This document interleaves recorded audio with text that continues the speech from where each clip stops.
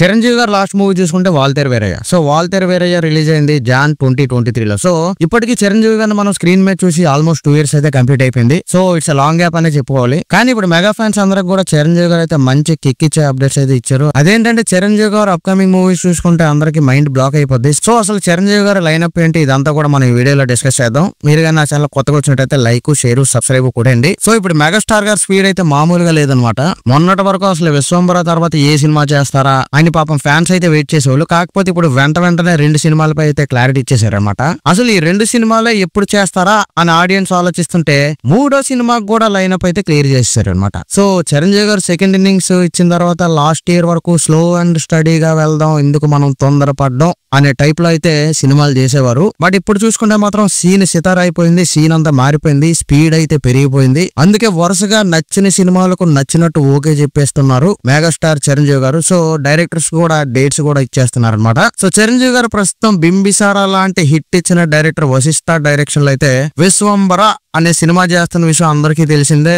ఆ సినిమాకి సంబంధించిన ఫస్ట్ గ్లిమ్స్ కూడా వచ్చింది. దాని తర్వాత ఆ గ్లిమ్స్ చూసిన ఆడియన్స్ ఆ గ్రాఫిక్స్ మీద గానీ ఆ విఎఫ్ఎక్స్ మీద గానీ చాలా అసంతృప్తి అయితే వ్యక్తం చేసేసారు. అది కూడా మీకు తెలుసు. సో ఇప్పటికే ఆల్రెడీ విశ్వంబర మూవీ షూటింగ్ అయితే కంప్లీట్ అయిపోయింది. పోస్ట్ ప్రొడక్షన్ వర్క్స్ కూడా జరిగిపోతున్నాయి అనేది చెప్తున్నారు మనకి. సో మనకి May 9th Vishwambhara cinema release అవబోతుందని చెప్తున్నారు. సో ఈ May 9th ఒక సెంటిమెంట్ అయితే ఉంది. అదేంటంటే May 9th రోజు రిలీజ్ అయిన సినిమాలు బ్లాక్ బస్టర్ అయిపోతాయి, దొల్ల కొట్టేస్తాయి, ఇండస్ట్రీ హిట్లు అయిపోతాయి. సో ఇలాంటిది ఒకటి ఉంది. సో చిరంజీవి గారి విశ్వంబర మూవీ కూడా May 9th రిలీజ్ అవబోతుంది. అదంతా మనకు తెలిసిన విషయమే. కాకపోతే రీసెంట్ గా మనకు వచ్చిన ఇన్ఫర్మేషన్ ఏంటంటే నేచురల్ స్టార్ నానితో ఒక డైరెక్టర్ సినిమా తీశారు. అదేంటంటే దసరా మూవీ. సో ఆ డైరెక్టర్ పేరు వచ్చి శ్రీకాంత్ ఓడెల అనమాట. సో ఆ శ్రీకాంత్ ఓడెల గారి డైరెక్షన్ లో ఇప్పుడు మన చిరంజీవి గారు మూవీ చేస్తున్నట్టయితే ప్రకటించారు. సో ఆ సినిమా అనౌన్స్మెంట్ పోస్టర్ తోనే సినిమాపై అయితే భారీ అంచనాలు కూడా పెరిగిపోయి ఈ సినిమాతో పాటు రీసెంట్ గా బ్లాక్ బస్టర్ హిట్ అయిన సంక్రాంతికి వస్తున్న డైరెక్టర్ మన అనిల్ రావిపూడి గారితో కూడా మరో సాలిడ్ ఎంటర్టైనర్ అయితే చేయబోతున్నారండి చిరంజీవి గారు. కాకపోతే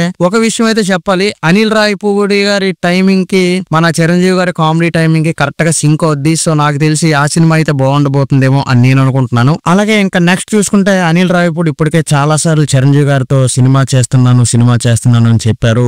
సో ఫైనల్ గా ఇప్పటికైతే అది వర్కౌట్ అయినట్టు కనిపిస్తుంది. ఈ 2 సినిమాలు సెట్స్ మీదకి వెళ్లకుండానే ఇంకో సినిమా అయితే తెర మీదకి వచ్చేసింది. అదేంటంటే మెగాస్టార్ లేటెస్ట్ గా 2 ఏళ్ల క్రితం తనకి సూపర్ హిట్ ఇచ్చిన డైరెక్టర్ తో ఓకే చేసినట్టు తెలుస్తుంది. సో 2023లో చిరంజీవి గారు ఏంటి వాల్తేరు వీరయ్య అనే సినిమాతో మనకి ఒక మాస్ జాతర అయితే మాస్ పవర్ అయితే చూపించారు. సో ఆ సినిమాతో మనకి ఏంటంటే చాలా రోజుల నుంచి మిస్ అయిన చిరంజీవి గారి మాస్ యాంగిల్ అయితే మళ్ళీ ఒకసారి అయితే అందరూ కూడా స్క్రీన్ మీద చూసారు ఫ్యాన్స్. సో ఆ సినిమా అయితే పెద్ద హిట్ కూడా అయింది. 200 కోట్లకు పైగా కలెక్షన్లు కూడా కొట్టేసింది. ఇప్పుడు అదే డైరెక్టర్ తో మరోసారి సినిమా ప్లాన్ చేస్తున్నారు అంటే చిరంజీవి గారు ఏదో పెద్ద ప్లాన్ వేశారనమాట బ్లాక్ బస్టర్ కొట్టడానికి. అర్థమవుతుంది మనకది. అలాగే బాబీ గారితో రెండోసారి మెగాస్టార్ సినిమా చేస్తున్నారని మనకైతే క్లారిటీ వచ్చేసింది. సో మైత్రి మూవీ మేకర్స్ ప్రొడక్షన్ హౌస్ లోనే ఈ సినిమా ఉండబోతుందని కూడా సమాచారం అనమాట. సో మనకేంటంటే mass pulse megastar fans pulse తెలుసుకున్న బాబీ అదే స్టైల్లో మరో హిలేరియస్ మాస్ కమర్షియల్ ఎంటర్టైనర్ చేయబోతున్నారని అయితే మనకు అర్థమవుతుంది.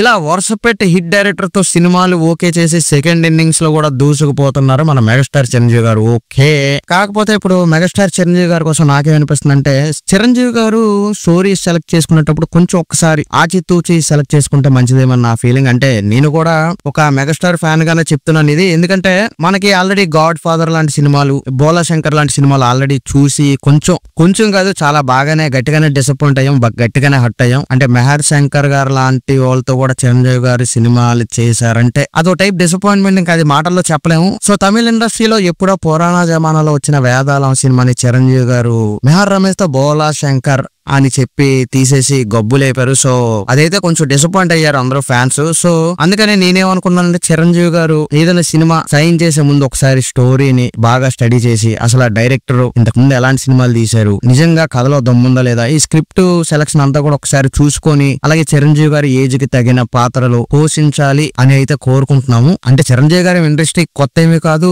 చిరంజీవి గారికి ఇదంతా తెలియదని కాదు. కాకపోతే ఒకసారి ఫ్యాన్స్ గా మేము చిరంజీవి గారిని ఇలా చూడకూడదు అని అనుకుంటున్నాం అనుకుంటాం కాబట్టి చెప్పాల్సి వస్తుంది ఇదంతా. అలాగే గాడ్ ఫాదర్ కూడా మనకి లూసిఫర్ సినిమా అనుకుంటాను, సో అది కూడా రీమేకే. సో ఈ గాడ్ ఫాదర్ కూడా మనకి గబ్బులైపు వదిలేశారు. సో అలాంటి సినిమాలు కాకుండా మనకి వాల్తేరు వీరయ్య అంటే ఓకే, ఒక టైప్ లో ఒక మాసు ఆ పల్స్ అదంతా ఓకే. సో ఒకసారి వీలైతే మనకి సైరా నరసింహారెడ్డి లాంటి సినిమాలు, లేకపోతే మన రజనీకాంత్ గారు జైలర్ తమిళ్లో ఎలా తీశారో అలాంటి సినిమాలు, ఇలాంటి స్టోరీస్ సెలెక్ట్ చేసుకొని మన ముందుకు వస్తే మనం ఇంకొంచెం ఎంటర్టైన్ అవుతాం. చిరంజీవి గారి నుంచి మనం కోరుకునేది కూడా అదే అని మనందరికీ తెలుసు. సో ఇది వీడియో కనుక మీకు నచ్చితే లైక్ చేసి మన ఛానల్ సబ్స్క్రైబ్ చేయండి.